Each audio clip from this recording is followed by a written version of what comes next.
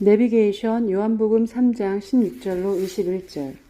인자 하나님의 아들 무엇하러 세상에 왔는가? 예수님의 사명 사역.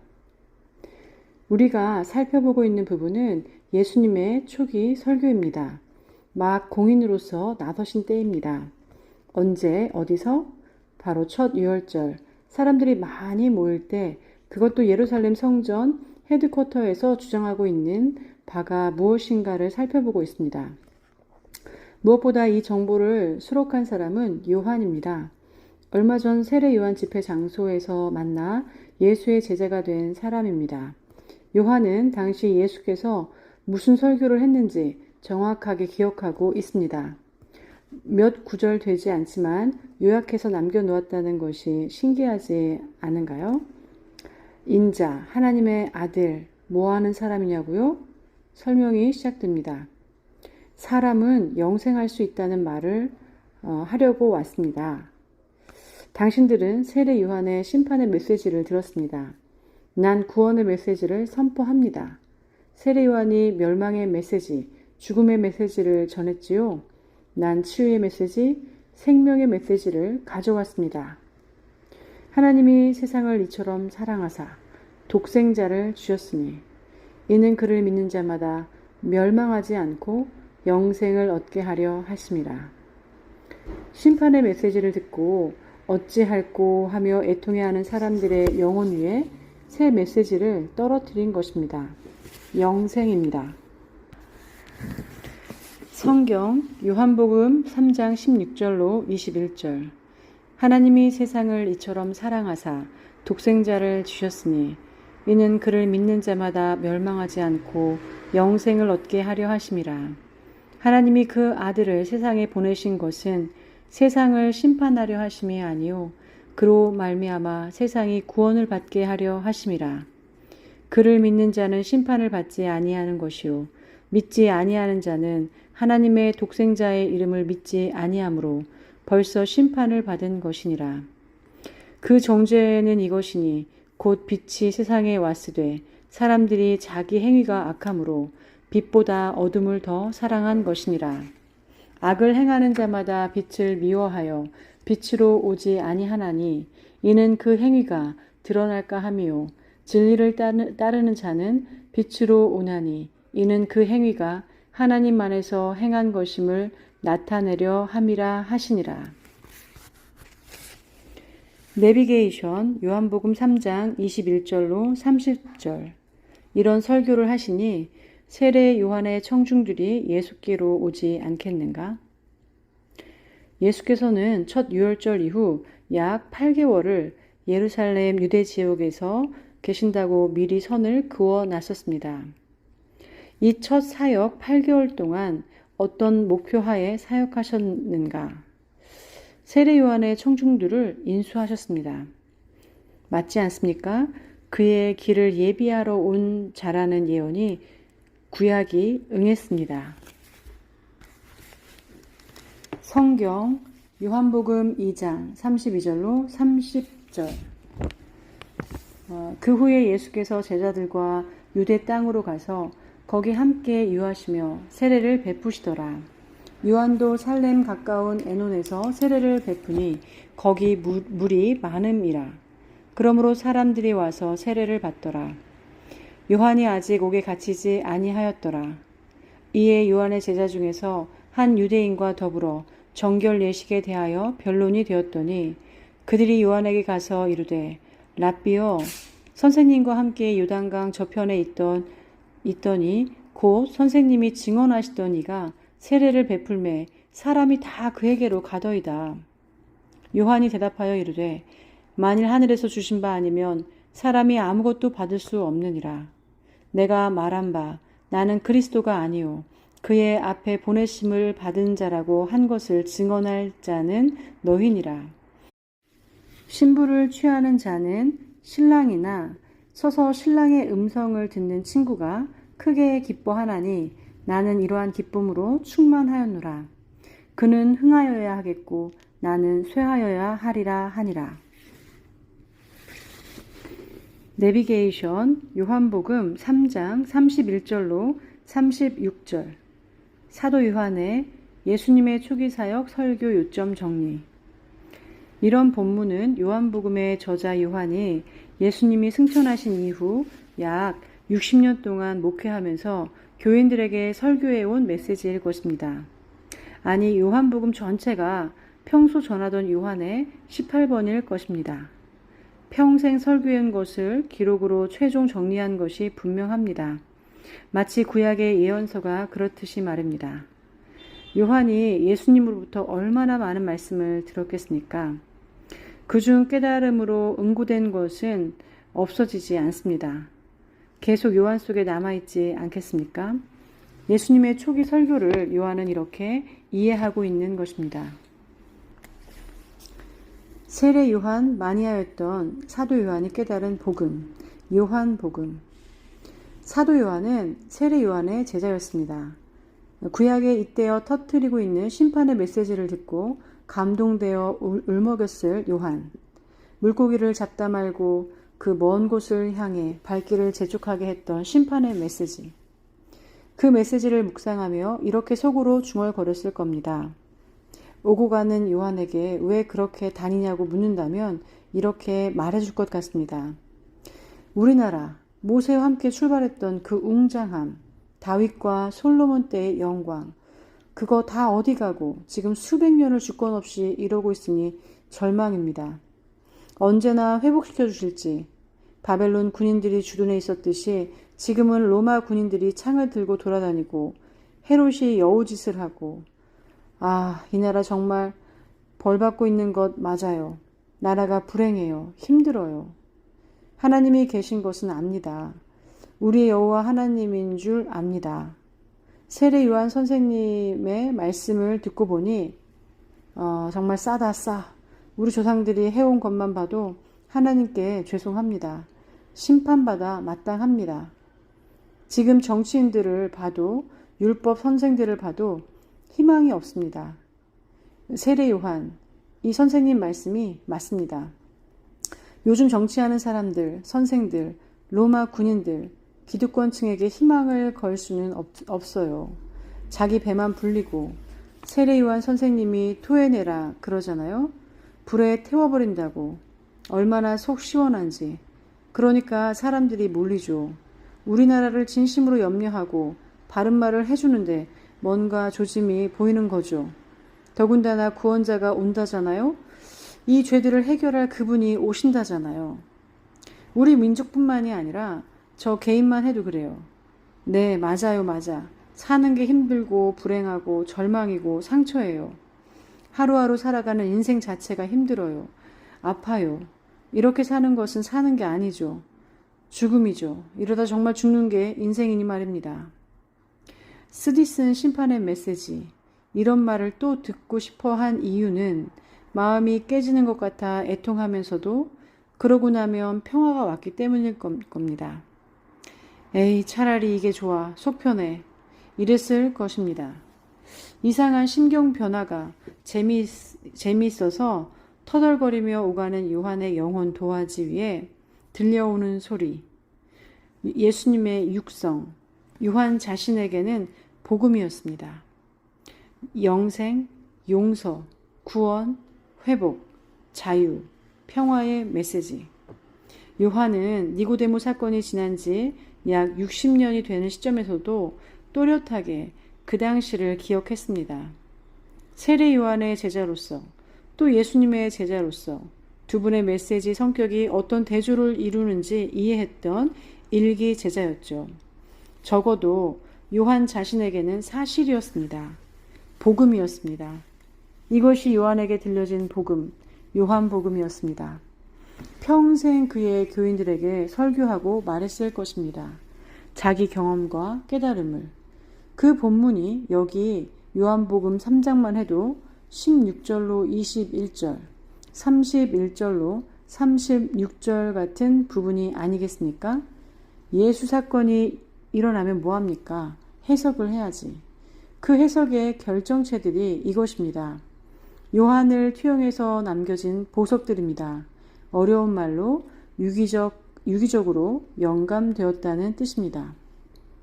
요한복음이 아니라 요한이 일단 보여야 합니다. 성경 요한복음 3장 31절로 36절. 위로부터 오시는 이는 만물 위에 계시고 땅에서 난 이는 땅에 속하여 땅에 속한 것을 말하느니라. 하늘로부터 오시는 이는 만물 위에 계시나니 그가 친히 보고 들은 것을 증언하되 그의 증언을 받는 자가 없도다. 그의 증언을 받는 자는 하나님이 참되시다는 것을 인쳤느니라. 하나님이 보내신 이는 하나님의 말씀을 하나니 이는 하나님이 성령을 한량없이 주심이니라.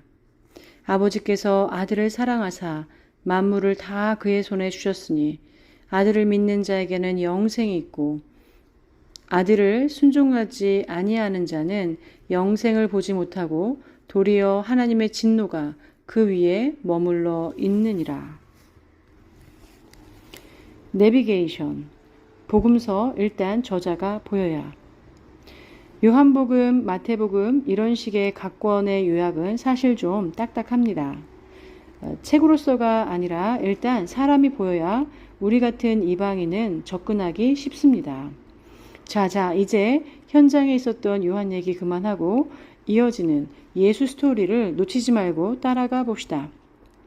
이렇게 세례 요한의 제자였던 사도 요한도 속속 예수께로 이동합니다. 그 엄청났던 센세이션. 세례 요한 공동체가 예수께 넘어왔다는 본문을 우리가 읽었잖아요. 그렇다면 그 다음 스토리는 어떻게 이어질까요? 내비게이션이 떴습니다. 다음 성경 구절을 읽어보세요. 내비게이션 요한복음 4장 1절로 2절. 드디어 바리새파 지도층 그룹 데이터 분석하고 움직임이 심상치 않고 니고데모 측 신학계파는 나름 예수 현상에 대해 분석하고 반응했습니다. 그런데 또 다른 계파의 바리새인들의 입장이 있었음을 알 수 있습니다. 우리가 알고 있는 대로 3년 후 예수님을 십자가에 못 박은 세력은 대제사장 그룹인데 이때 이 음모에 가담했던 바리새파 그룹이 분명히 있었으니 말입니다. 니고데모, 다른 입장임이 분명합니다. 이 본문에 나오는 바리새파 사람들이 바로 대제사장과 야합하는 물질주의적, 현실주의자들일 가능성이 높습니다. 그들은 보수입니다. 현 정권을 유지하고 싶은 기득권자들입니다. 이 바리새인들은 그동안 시끄러웠던 세례 요한 운동도 껄끄러웠고 그걸 이어받고 있는 예수 운동도 눈에 가시입니다. 점점 민중들이 예수께로 이동하며 예수는 폭풍의 눈이 되고 있다는 사실에 술렁이고 있습니다. 가만히 있을 수 없다는 입장이었을 것입니다. 행동 계시의 낌새를 예수께서도 알아차리십니다. 기류를 읽으신 셈입니다. 성경 요한복음 4장 1절로 2절. 예수께서 제자를 삼고 세례를 베푸시는 것이 요한보다 많다 하는 말을 바리새인들이 들은 줄을 주께서 아신지라. 예수께서 친히 세례를 베푸신 것이 아니요 제자들이 베푼 것이라. 내비게이션 누가복음 3장 19절로 20절, 마태복음 4장 12절 A, 마가복음 1장 14절 A. 게다가 세례 요한이 체포되다. 예수께서 세례 요한 민중을 끌어안을 수밖에 없게 된 가장 큰 이유는 세례 요한이 이 즈음 체포되었기 때문입니다. 더러운 정치 마당에서 바른 말 하면 감옥 갑니다.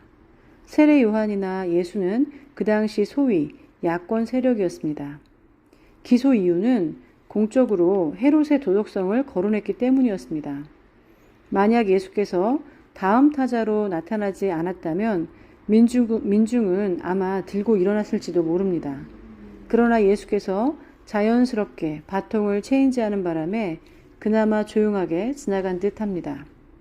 예수는 흥하여야 하겠고 나는 망하여야 하리라. 신랑의 친구는 신랑의 기쁨에 참여할 뿐이다. 세례 요한이 스스로 그린 자화상입니다. 내비게이션 누가복음 3장 19절로 20절. 분봉왕 헤롯은 자기 동생의 아내 헤로디아와 관련된 일과 또 자기가 행한 모든 악한 일 때문에 요한에게 책망을 받고서 거기에다가 또 다른 악행을 보태었으니 요한을 옥에 가둔 것이다.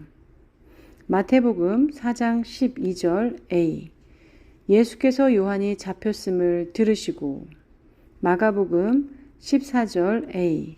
요한이 잡힌 후. 내비게이션 4장 요한복음 4장 3절, 마태복음 4장 12절의 B, 마가복음 1장 14절의 B. 결국 8개월간의 유대 예루살렘 사역을 접고 갈릴리로 이동하시다. 왜 이렇게 짧은 본문을 내비게이션에 띄워 놓았겠습니까? 짧은 본문이지만 엄청난 방향 전환이기 때문입니다. 약 8개월 전 예수께서 첫 유월절에 예루살렘에 내려오셨었는데 이제야 다시 갈릴리로 이동하는 것입니다. 8개월이 흘렀습니다. 성경 요한복음 4장 3절. 유대를 떠나사 다시 갈릴리로 가실세. 마태복음 4장 12절의 B. 갈릴리로 물러가셨다가. 마가복음 1장 14절 B. 예수께서 갈릴리에 오셔서 하나님의 복음을 전파하여. 내비게이션. 당신에게 예수, 그는 누구인가? 이제 8개월 동안의 유대 예루살렘 분위기가 느껴져야 합니다. 예루살렘에 예수, 그는 누구인가? 라는 숙제가 떨어졌습니다. 세례 요한을 이어 사그라질 줄 모르는 민중의 열기. 갈릴리를 출발해서 온 유대를 누비며 백성을 선동하는 회오리 바람의 정체는 과연 무엇인가 하는 것입니다. 2000년 전이나 지금이나 세계사 속의 질문입니다. 왜냐하면 세계사가 객관적으로 예수를 세계사의 최고 인물이라고 인정했기 때문입니다. 지금까지도 예수의 영향력은 현실이기 때문입니다. 무슨 말인가? BC와 AD, 역사 중심에 그가 서 있다는 사실입니다. 역사? 왕사입니다. 왕들의 이야기가 역사라면 그 역사의 중심에 예수가 버젓이 서 있으니 도대체 예수, 그는 정말 누구일까요? 아무리 유명한 정치인이라도, 아무리 영향력 있는 소설가라도, 아무리 신비로운 몸매를 가진 여신 배우라 해도, 아무리 유명한 신접한 무속인이라도, 아무리 유명한 K-팝 가수라 해도, 아무리 노벨상을 탄 과학자라 해도, 아무리 예수를 개독이라고 욕하는 사람이라도 세상 사람들은 모두 예수 출생 이후 몇 년, 몇 월, 며칠에 태어났다는 것을 자기 생년월일로 쓰고 있습니다. 오늘까지도 예수는 가장 영향력 있는 인물로 역사 중심에 서 있다는 말입니다. 왜? 도대체 그가 이 세상에 와서 한 일이 뭐길래? 나폴레옹? 줄리어스 시저? 칭기스칸? 세종대왕? 테레사 수녀? 스티브 잡스? 이 사람들을 떠올리면 동시에 뜨는 그들의 업적이 있습니다. 업적 때문에 그 이름이 우리 뇌리에 남아 있다는 것이죠. 예수의 업적, 도대체 무엇입니까? 왜 그는 역사의 중심에 서 있습니까? 우리가 8개월간 추적해본 결과 자기는 하나님이라고 하면서 영생을 주겠다는 주장을 하는 게 다입니다. 그리고 실제로 병이 나았습니다. 사람은 나서 살다가 죽습니다. 사람이 가는 길입니다. 절망하고 상처받고 고통하며 살다가 결국 죽음으로 끝을 내는 것이 누구나 가는 길입니다. 이 궁극적 딜레마에 대해 감히 대답한 사람이 예수인 셈입니다. 그 누구도 내가 그걸 해결하겠다고 나선 사람은 이 세상에 없습니다. 예수, 실제로 이 세상에 살았던 예수, 도대체 그는 누구길래 이런 주장을 하는가? 우리가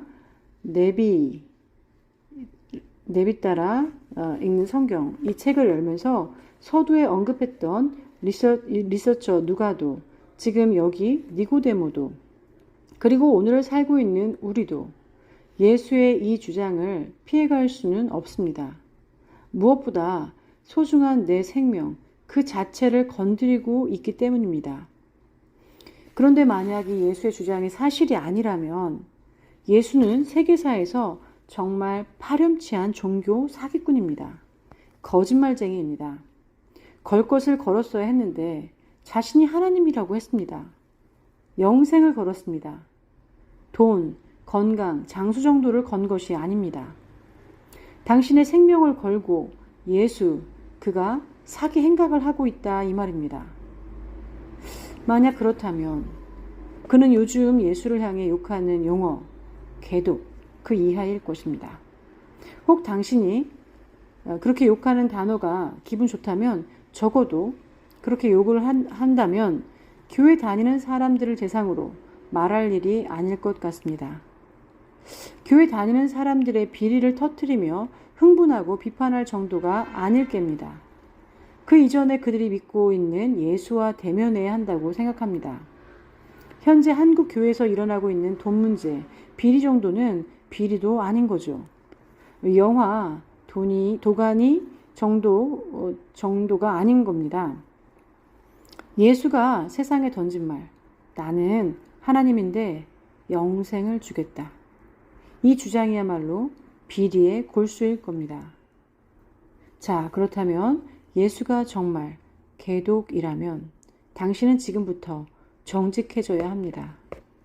무엇보다 당신의 생년월일부터 문제라는 사실을 인정하셔야 할 것 같습니다. 당신의 생명을 알리는 생년월일, 그 암호는 예수라는 사람의 출생 날짜에 붙어 있습니다. 기분 나쁘지 않습니까? 왜 당신이라는 존재가 태어났다는 생명 암호가 그렇게 욕하는 것에 붙어 있어야 합니까? 당신의 생명 아이디, 코드를 버리고 싶어야 정직한 태도일 것입니다. 버릴 수 없다면 더 정직해져야 할 것 같습니다. 그의 탄생에 왜 생명 암호가 붙어 있게 되었는지 처음부터 자세히 미루어 살펴봐야 합니다. 믿는 게 아니라 연구해 보는 것입니다. 개독은 좀 너무하지. 그래, 성인이야. 4대 성인 중 한 사람. 만약 예수, 그는 누구일까에 대해 적어도 욕하는 것은 너무한 평가이고 그래도 훌륭한 분이라고 인정해주는 분들도 계십니다. 그 이유는 내 이웃을 내 몸처럼 사랑하라. 내 원수를 사랑하라. 오른뺨을 치면 왼뺨을 돌려대라. 이런 도덕률 때문인 것 같습니다. 뿐만 아니라 그가 사랑의 삶을 살았다고 평가하기 때문인 것 같습니다. 하지만 그것 역시 정직한 태도는 아닙니다. 왜냐하면 예수는 자기가 하나님이며 당신에게 영생을 준다고 주장하기 때문입니다. 그가 왜 이 세상에 살았는가에 대한 예수 스스로의 생각이 관건이기 때문입니다. 사실이 아닌데도 그가 그렇게 믿고 있다면 미친 사람입니다. 정신병자라고밖에 달리 생각할 길이 없기 때문입니다. 그래서 예수 당시 사람들은 개독 대신에 귀신 들린 사람이라고 불렀습니다. 오늘뿐만 아니라 예수는 인류 역사 속에서 엄청나게 욕을 들은 분입니다. 이럴 경우 예수는 4대 성인 중 한 사람이 결코 될 수 없습니다. 그러므로 끝까지 정직하게 사색한다면 이 땅에 살았던 예수, 그는 정말 하나님이거나 미쳤거나 둘 중에 하나입니다. 우리는 지금 이 땅에 와서 살았던 인간 예수, 그가 누구인지를 21세기를 사는 외국 사람으로서 누가처럼 자세히 미루어 살피고 있는 중입니다. 이렇게 저렇게 정말 정직하게 연구해 보고 있는 중입니다. 예수는 주장에 머물러 있지 않습니다. 왜 그가 그렇게 주장하는지 논리적으로 증명해 나갑니다. 정말인지 예수 행적을 계속 추적해 봅시다. 지금 우리는 겨우 8개월 정도 예수의 뒤를 추적했거든요. 추적해 본 결과 나사렛 시골 출신 예수, 첫 유월절에 예루살렘 유대 지역에서 톰 뉴스 주인공으로 떴습니다. 자신이 하나님의 아들이며 사람들에게 영생을 주겠다고 주장하는데도 말입니다. 내비게이션 요한복음 4장 4절로 42절. 갈릴리로 이동하는 길에 사마리아 여인을 만나시다. 이렇게 8개월 정도 한 단원의 사역을 마치신 예수님, 갈릴리로 이동하는데 가는 길에 사마리아 지방을 통과하십니다. 약 750년 전 아수르에 점령당하면서 북방 이스라엘 사람들의 피로 더럽혀진 지역입니다. 그러나 아직 그곳 나름대로 사마리아 스타일의 신앙이 남아있음을 알 수 있습니다. 남북한 같은 관계인데 여기서 한 여인을 만나 예수께서 대화하는 내용입니다. 잘 들어봅시다.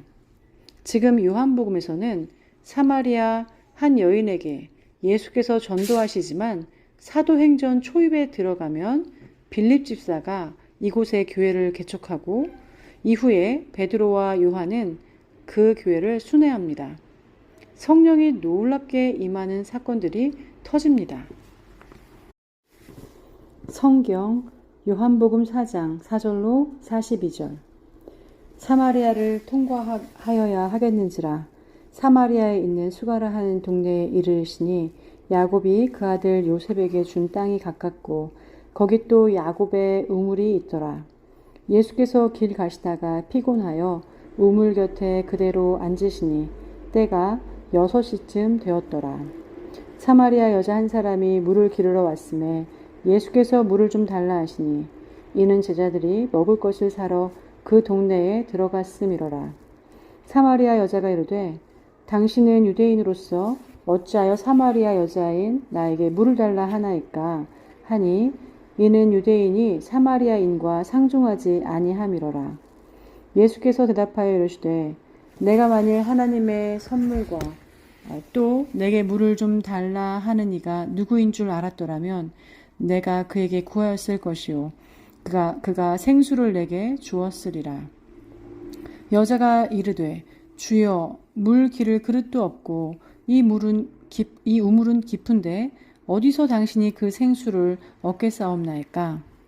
우리 조상 야곱이 우물을 우리에게 주셨고 또 여기서 자기와 자기 아들들과 짐승이 다 마셨는데 당신이 야곱보다 더 크니이까? 예수께서 대답하여 이르시되 이 물을 마시는 자마다 다시 목마르려니와 내가 주는 물을 마시는 자는 영원히 목마르지 아니하리니 내가 주는 물은 그 속에서 영생하도록 솟아나는 샘물이 되리라. 여자가 이르되 주여 그런 물을 내게 주사 목마르지도 않고 또 여기 물 기르러 오지도 않게 하옵소서. 이르시되 가서 내 남편을 불러오라. 여자가 대답하여 이르되 나는 남편이 없나이다. 예수께서 이르시되 내가 남편이 없다 하는 말이 옳도다. 너에게 남편이 5이 있었고 지금 있는 자도 내 남편이 아니니 내 말이 참되도다. 여자가 이르되 주여 내가 보니 선지자로소이다. 우리 조상들은 이 산에서 예배하였는데 당신들의 말은 예배할 곳이 예루살렘에 있다 하더이다. 예수께서 이르시되 여자여 내 말을 믿으라. 이 산에서도 말고 예루살렘에서도 말고 너희가 아버지께 예배할 때가 이르리라. 너희는 알지 못하는 것을 예배하고 우리는 아는 것을 예배하노니 이는 구원이 유대인에게서 남이라. 아버지께 참되게 예배하는 자들은 영과 진리로 예배할 때가 오나니 곧 이때라. 아버지께서는 자기에게 이렇게 예배하는 자들을 찾으시느니라. 하나님은 영이시니 예배하는 자가 영과 진리로 예배할지니라. 여자가 이르되 메시아 곧 그리스도라 하는 이가 오실 줄을 내가 아노니 그가 오시면 모든 것을 우리에게 알려주시리이다. 예수께서 이르시되 내게 말하는 내가 그라 하시니라. 이때 제자들이 돌아와서 예수께서 여자와 말씀하시는 것을 이상히 여겼으나 무엇을 구하시나이까? 어찌하여 그와 말씀하시나이까? 묻는 자가 없더라. 여자가 물동이를 버려두고 동네로 들어가서 사람들에게 이르되 나의 행한 모든 일을 내게 말한 사람을 와서 보라. 이는 그리스도가 아니냐 하니 그들이 동네에서 나와 예수께로 오더라. 그 사이에 제자들이 청하여 이르되 랍비여 잡수소서. 이르시되 내게는 너희가 알지 못하는 먹을 양식이 있느니라. 제자들이 서로 말하되 누가 잡수실 것을 갖다 드렸는가 하니 예수께서 이르시되 나의 양식은 나를 보내신 이의 뜻을 행하며 그의 일을 온전히 이루는 이것이니라. 너희는 넉 달이 지나야 추수할 때가 이르겠다 하지 아니하느냐. 그러나 나는 너에게 이르노니 너희 눈을 들어 밭을 보라. 희어져 추수하게 되었도다. 거두는 자가 이미 삭도 받고 영생에 이르는 열매를 모으나니 이는 뿌리는 자와 거두는 자가 함께 즐거워하게 하려 함이라. 그런즉 한 사람이 심고 다른 사람이 거둔다 하는 말이 옳도다. 내가 너희로 노력하지 아니한 것을 거두러 보내었노니 다른 사람들은 노력하였고 너희는 그들이 노력한 것에 참여하였느니라. 여자의 말이 그가 내게 행한 모든 것을 내게 말하였다 증언하므로 그 동네 중에 많은 사마리아인이 예수를 믿는지라. 사마리아인들이 예수께 와서 자기들과 함께 유하시기를 청하니 거기서 이틀을 유하심에 예수의 말씀으로 말미암아 믿는 자가 더욱 많아 그 여자에게 말하되 이제 우리가 믿는 것은 내 말로 인함이 아니니 이는 우리가 친히 듣고 그가 참으로 세상의 구주인 줄 알미라 하였더라. 아멘.